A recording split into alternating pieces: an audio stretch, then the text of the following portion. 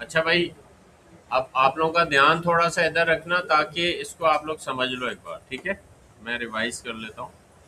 तो ये टॉपिक है रोल बेस्ड ऑथेंटिकेशन, कि हम अपनी एप्लीकेशन में मल्टी यूज़र और मल्टी यूज़र के रोल्स के साथ हम हैंडलिंग कैसे कर सकते हैं। कि फॉर एग्जांपल एक यूज़र है एडमिन, उसको हम डिफरेंट रिसोर्सेज अलाउ करते हैं। एक यूज़र है अकाउंटेंट, उसको हम डिफरेंट रिसोर्सेज अलाउ करते हैं। एक यूज़र है आईटी से रिलेटेड, उसको हम डिफरेंट रिसोर्सेज अलाउ करते हैं। तो ये एमवीसी एप्लीकेशन बनी हुई है, बहुत ही सिंपल सी। इसमें हमने क्या किया, सबसे पहले इंटिटीज़ में चले जाते हैं मॉडल में। तो ये आपकी डेटाबेस की अपना डीबी कॉन्टेक्ट्स क्लास है, ठीक है। और इसमें दो एंटिटीज हैं आपके पास, एक यूजर्स के नाम से और एक उसके रोल्स के नाम से, ठीक है। वैसे आप इसमें आप चाहें तो इसको मैनी टू मैनी रिलेशन बना के उस तरह से हैंडल कर सकते हैं। तो यूजर्स में क्या हो रहा है कि आईडी, नेम, ईमेल, पासवर्ड है और मल्टीपल इसके रोल्स हैं, ठीक है। और रोल्स में क्या है, यहाँ पे जो भी रोल नेम होगा और यूजर आईडी और ये सारी चीजें, ठीक है। तो यहाँ आपके पास ये दोनों एंटिटीज हैं। अब इसके बाद नेक्स्ट हमने क्या किया, यहाँ तो आपके पास सिंपल दो कंट्रोलर हमने बना दिए। एक आपके पास है यूजर्स के नाम से और एक है आपके पास यूजर रोल्स के नाम से। और यहाँ पे आपके पास ये दोनों कंट्रोलर हैं जिसके थ्रू आप इनको मैनेज कर सकते हो, रोल्स को भी और अपने यूजर्स को भी, ठीक है। इसके बाद मेन जो काम है वो शुरू होता है यहाँ से ऑथेंटिकेशन का। उसके लिए हमने क्या किया, कुकीज ऑथेंटिकेशन को यूज किया, ठीक है। कुकीज ऑथेंटिकेशन को हम रजिस्टर कैसे करवाते हैं, वो आप करवाते हो builder dot services dot add authentication का मेथड यूज करके। और यहाँ पे कुकीज ऑथेंटिकेशन डिफॉल्ट की क्लास है, ऑथेंटिकेशन स्कीम इसके बाद पास करते हैं।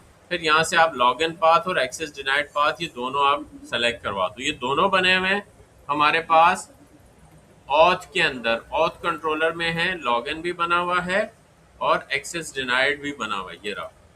तो ये दोनों हमने वहाँ पे पास कर दिए। तो इससे ये होता है कि आपकी एप्लीकेशन जैसे ही रन होती है तो सबसे पहले आपका ऑब्जेक्ट बना देती है, ठीक है। देन नेक्स्ट हमने क्या किया, ऑथ के अंदर आगे हम लॉगिन पे काम किया, ठीक है। ये लॉगिन है, इसमें यूजर नेम और पासवर्ड, इसमें ये क्लास है रिक्वेस्ट के लिए हमने बनाई और इसी का फिर व्यू भी बनाया। तो व्यू में भी हमने इसी को बाइंड किया, ठीक है। आपका जो व्यू है यहाँ पे ऑथ के अंदर, उसमें भी हमने इसी को बाइंड किया हुआ है, ठीक है। अब नेक्स्ट जब रिक्वेस्ट आएगी तो हमने क्या किया, रोल्स को भी साथ में ऐड करवा दिया इसी यूजर के ऑब्जेक्ट में। और इस ईमेल और पासवर्ड के अगेंस्ट में हमने रिकॉर्ड उठाया डेटाबेस से। और फिर उसके बाद हमने चेक किया कि अगर यूजर के पास डेटा नल नहीं है तो क्या करो, सबसे पहले क्लेम्स ऐड कर दो, ठीक है। सबसे पहले क्या ऐड करो, क्लेम्स। क्लेम्स में पहले क्या चीज आएगी, नेम, ईमेल, रोल्स। तो आपको जो जो भी चाहिए इसमें क्लेम्स, आप वो सारे के सारे ऐड कर दो। ऐड करने के बाद नेक्स्ट आता है आपके पास आइडेंटिटी। आइडेंटिटी में यही क्लेम पास करते हैं और दूसरा हम बताते हैं कि कुकीज ऑथेंटिकेशन। फिर तीसरा आपके पास आता है प्रिंसिपल, ठीक है। तो ये बिल्कुल ऐसी ही है कि क्लेम्स आपकी इंफॉर्मेशन होती है। जैसे एक बंदे का कार्ड होता है ना, तो ये कार्ड की इंफॉर्मेशन है। इसको आप कंसीडर कर सकते हो कि ये कार्ड है, और इसको आप कंसीडर कर सकते हो कि ये वो बंदा है। और यहाँ पे फिर इसको साइन इन अलाउ होता है। तो यहाँ पे आपके पास ये एक बिल्ट इन ऑब्जेक्ट है HTTP कॉन्टैक्ट्स, इसके पास साइन इन असेंक के नाम से भी मेथड है और साइन आउट के नाम से भी मेथड है। इसी से ही आप साइन आउट भी कर सकते हो। तो ये कुकी बनाता है और फिर कुकी को डिलीट भी करता है साइन आउट के ऊपर। तो यहाँ से आप लॉग इन करके चले जाओगे, ठीक है। अच्छा, इसको अगर हम एग्जीक्यूट करते हैं तो ये किस तरह से होता है वो भी देख लेते हैं। तो अभी हमारे पास ये बना हुआ है, लॉगिन है, लेकिन हमने लॉग आउट का काम इसमें नहीं करवाया, वो आप लोग खुद करोगे।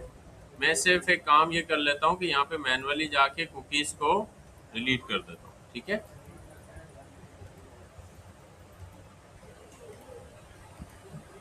तो कुकीज़ को मैंने डिलीट कर दिया जो भी इसने बनाई थी, और उसके बाद अब यहाँ पे वापस आ गया।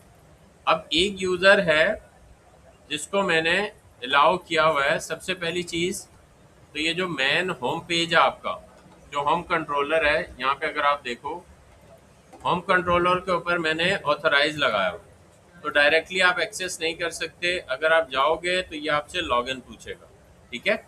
तो अब हम लॉगिन करते हैं, तो ये एक यूजर है जो कि एडमिन यूजर है, इसके पास एडमिन राइट्स हैं।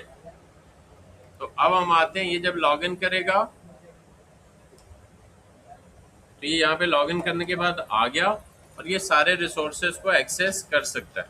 जैसे यूजर्स हैं तो ये यूजर्स को भी देख सकता है, ठीक है। अब इस यूजर को मैं लॉग आउट कर देता हूँ, वहीं से मैं लॉग आउट करूंगा इसको, यहाँ से कुकीज को डिलीट कर देंगे तो ये खुद ही लॉग आउट हो जाएगा। अच्छा, अब मैं वापस इसको रिफ्रेश करता हूँ तो ये लॉगिन पे आ गया क्योंकि लॉग आउट हो गया।